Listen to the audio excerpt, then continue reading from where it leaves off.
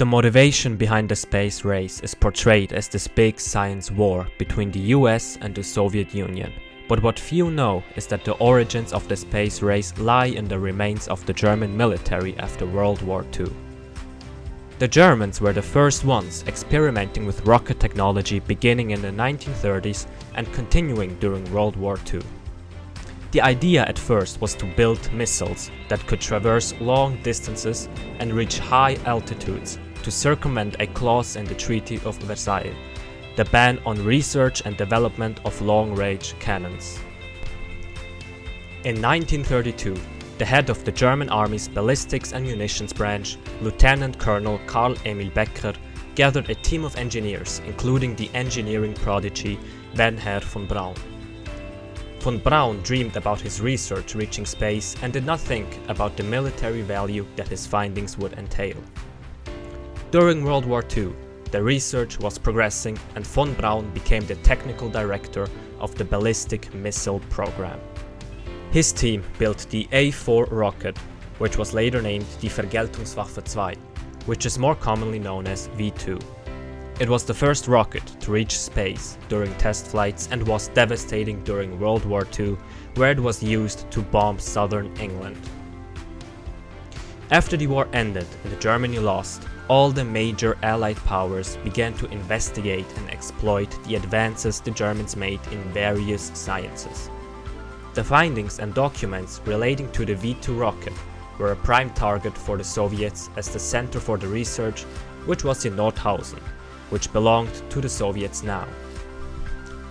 But when they arrived, they saw that the scientists already had surrendered to the US Army, and after a few days, more than 100 V2 rockets along with crucial rocket technology documentation were shipped to the US territory in Germany. Stalin, furious about this obvious stealing of now Soviet property, was reported saying the following: "This is absolutely intolerable. We defeated the Nazi armies, we occupied Berlin and Peenemünde, but the Americans got the rocket engineers. What could be more revolting and more inexcusable? How and why was this allowed to happen?" Even though the US seemed to have a head start, the Soviets quickly catched up and had been working on intercontinental ballistic missiles in 1953, laying the foundation for the birth of the Soviet space program. The American side wasn't far behind, working on such missiles in 1950, though the Soviets seemed to be advancing much faster and also being more vocal about the missile gap. In 1957, the Soviets had an intercontinental ballistic missile that had a range of over 8,000 kilometers. Although the differences were clear, the public did not realize how wide the gap was until the Soviets launched Sputnik on October 4, 1957.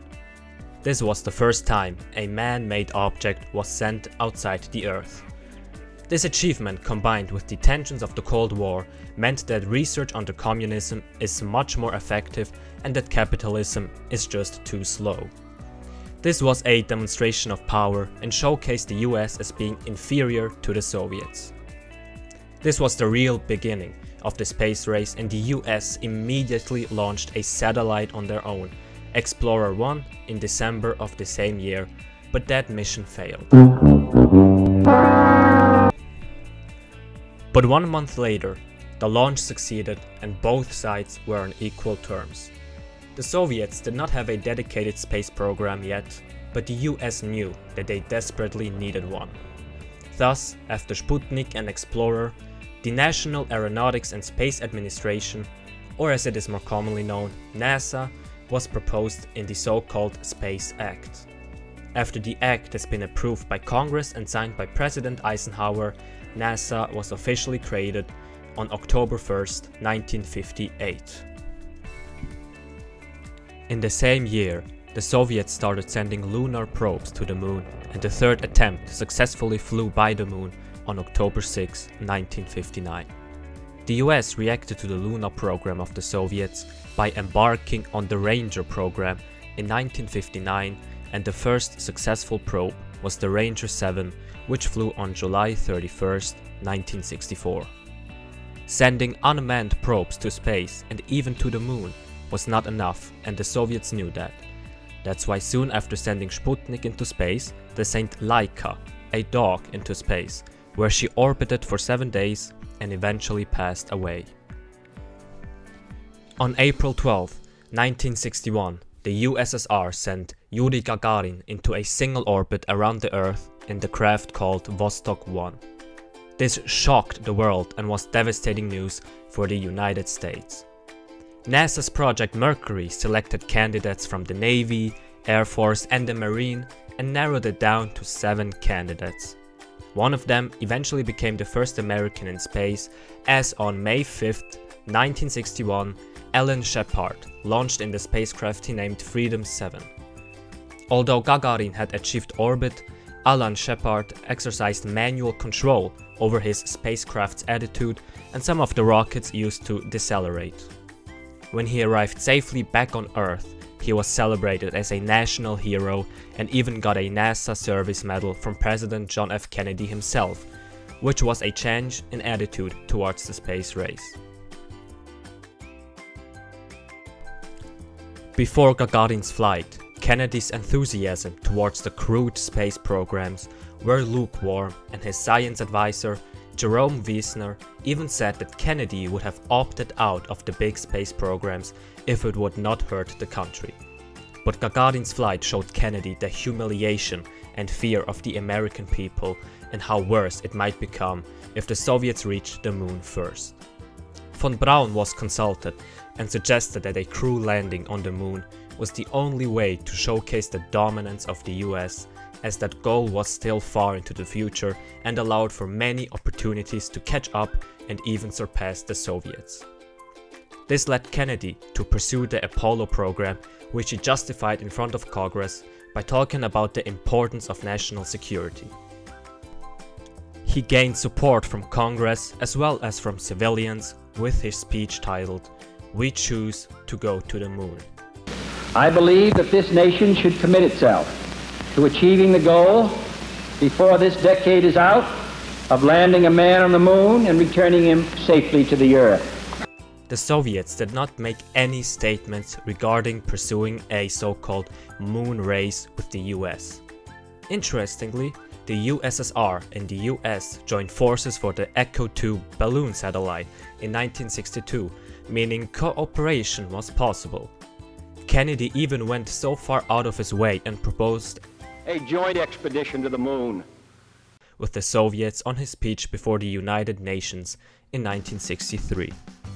The Soviet Premier Khrushchev initially rejected his proposal, but reports from 1997 showed that Khrushchev was sure to accept it, but on the same day Kennedy got assassinated. Who knows if the lunar landing would have happened sooner if they joined forces. As preparation for the eventual crewed missions to the moon, NASA launched a Gemini program and utilized extremely sophisticated spacecraft where spacewalks and change of orbit were possible. This was a major milestone, as even the Soviets never accomplished this. Missions also lasted about 14 days, which is the estimated time a lunar trip would take. This data proved to be extremely valuable and laid the groundworks for the Apollo missions. But every advancement eventually comes to a halt, and so did the efforts from NASA regarding the Apollo missions. Due to rushing the design and neglecting quality control, the crew of the first Apollo mission was killed in a fire, 1 month before the planned launch on February 21st, 1967. The crew could not escape the fire as the door could not be opened due to pressure differences with the outside atmosphere. The hazard of a pure oxygen atmosphere inside the spacecraft was also underappreciated, and other safety hazards were brought to the eyes of the public and the engineers working at NASA. This caused the US to take a step back and be more cautious, as these mistakes are very devastating and also very expensive. The rocket used for the Apollo missions was the Saturn V, and it took until Apollo 8 that humans would be on board. It should be noted that each launch of the Saturn V costed $1.23 billion if we go by 2019 dollar values. As the US showed success and a successful crewed landing on the moon was imminent, the Soviet moon program was in deep trouble with 2 successive launch failures and the rocket exploding. The year is now 1969, and in January 3 men were selected: Neil Armstrong, Michael Collins and Edwin Buzz Aldrin. They trained until the date of the launch. On July 16, 1969, at exactly 14:32 Zurich time, the Saturn V with the before-mentioned crew lifted off from Kennedy Space Center. The trip to the moon took 3 days, where a lot of technical problems arose that the crew had to battle with. Systems being overloaded and position data being wrong, forcing Armstrong to take over manual flight control. On July 21st, at 3:56 Zurich time, Armstrong became the first human to set foot on the moon, where he said his historic first words on the moon. That's one small step for man, one giant leap for mankind. This event was watched by at least 723 million people, or around a third of the viewers Prince Harry and Meghan Markle got for their wedding.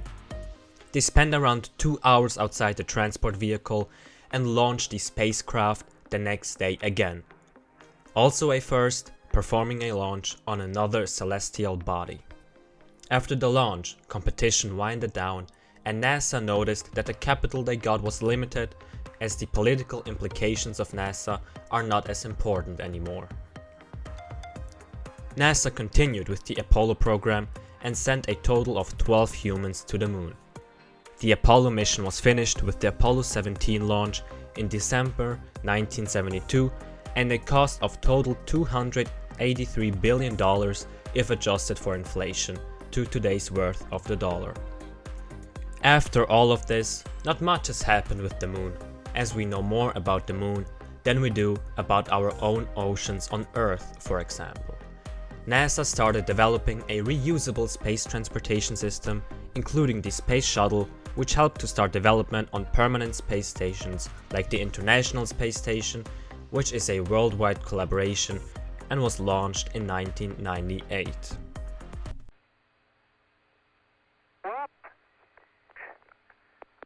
Okay. We see that one went all the way in. Not quite.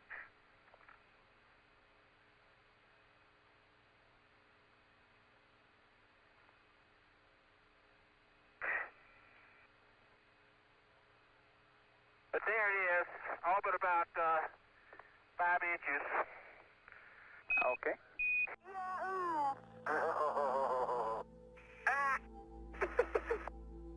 Boy, do I like to run up here.